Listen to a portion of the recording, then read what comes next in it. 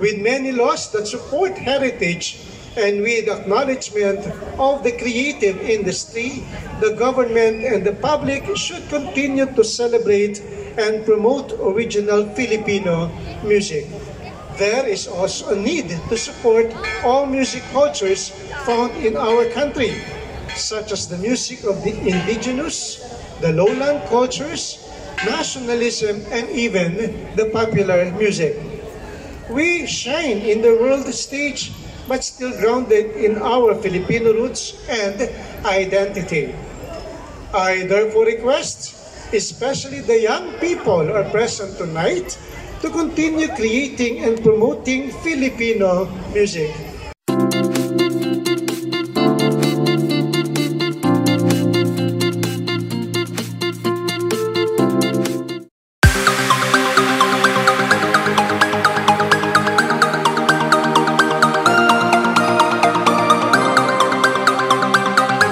Amidst our diversity and archipelagic nature, it is music that binds us.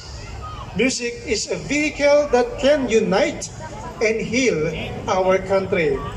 Congratulations to the organizers of this week-long celebration, to the NCCA Secretariat led by Rudy, Sir Rudy, the OPM or the Original Filipino Music, the PhilPop or the PPOP, to the province of Capiz, sa inyong lahat.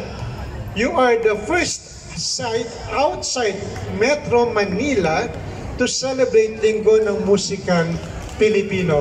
Unang-una po ito sa 10 taon na pagdiriwang natin, dito po napili ng NCCA na gawin po ito, and this is the first.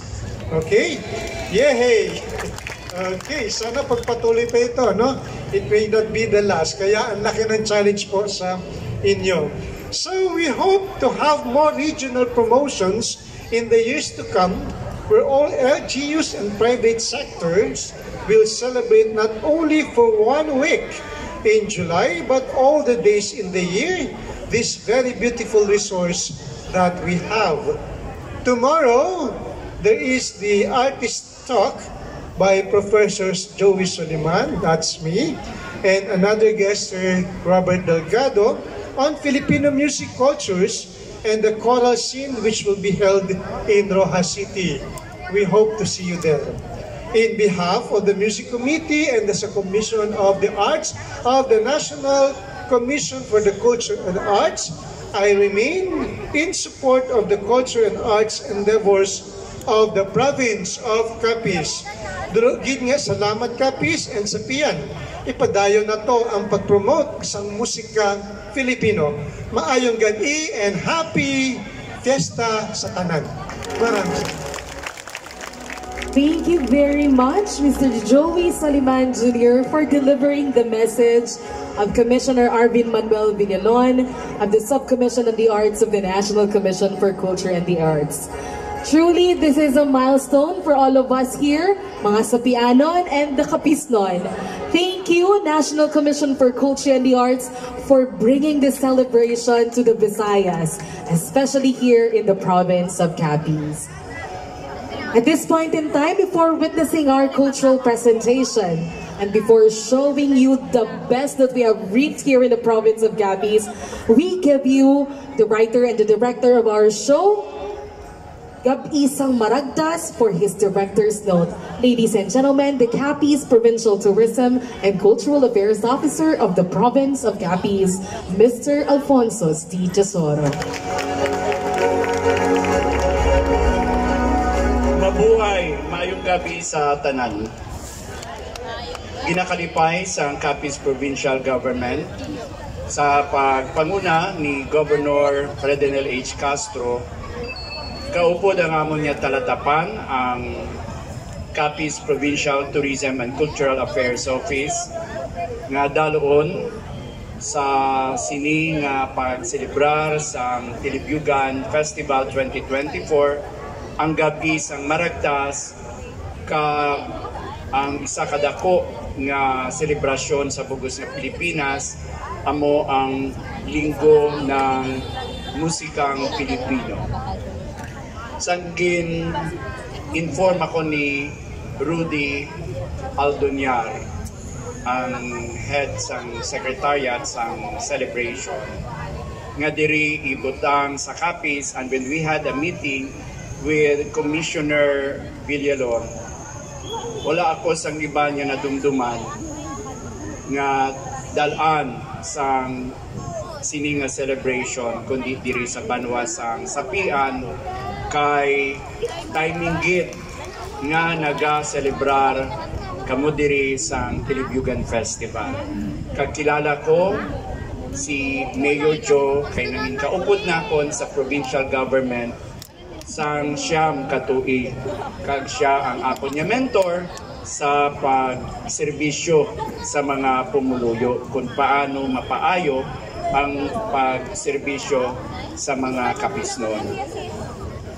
Sa subong agapi, in line with the celebration of Linggo ng Wikang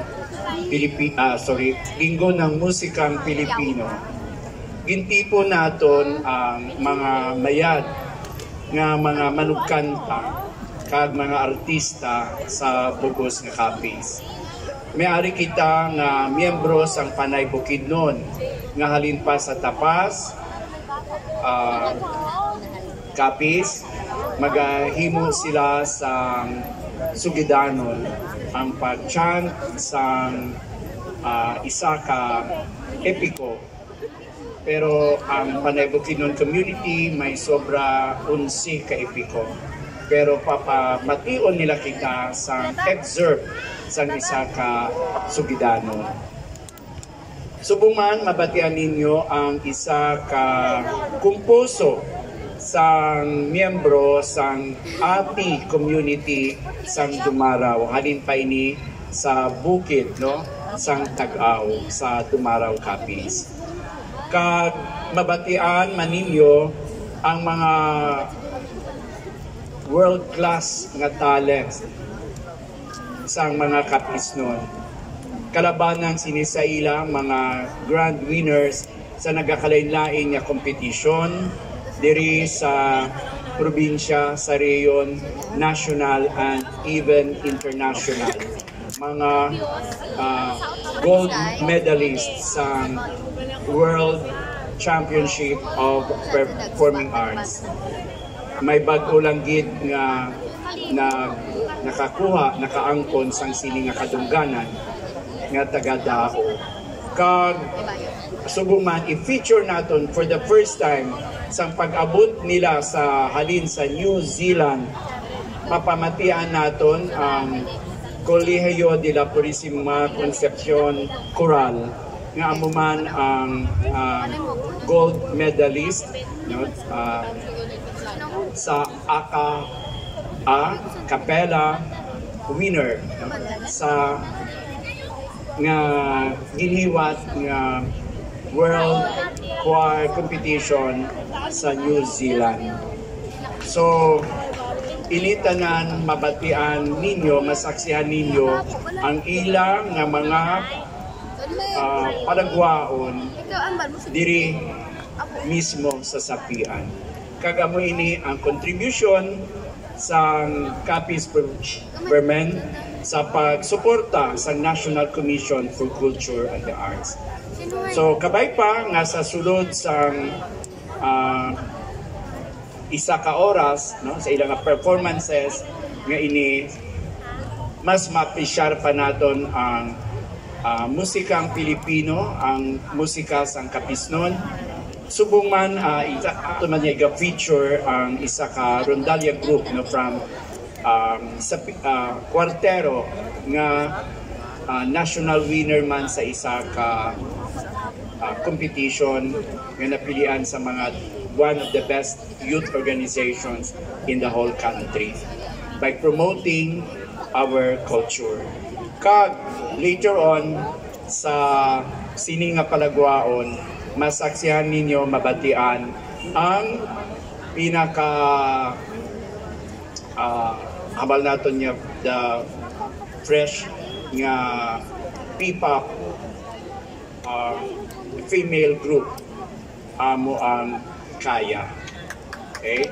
And again, this is the first time nga diri sa Capiz ginhimo ang ining celebration outside of Metro Manila. So maayong gabi, madamo gid niya salamat sa inyong tanan.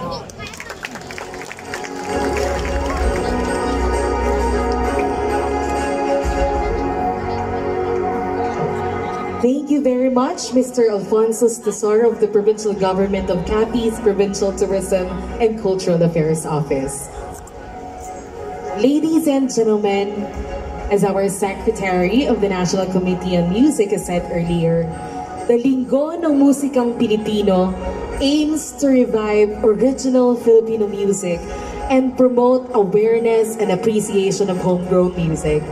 May this event here in the municipality of Sapian be the first of a long line in history.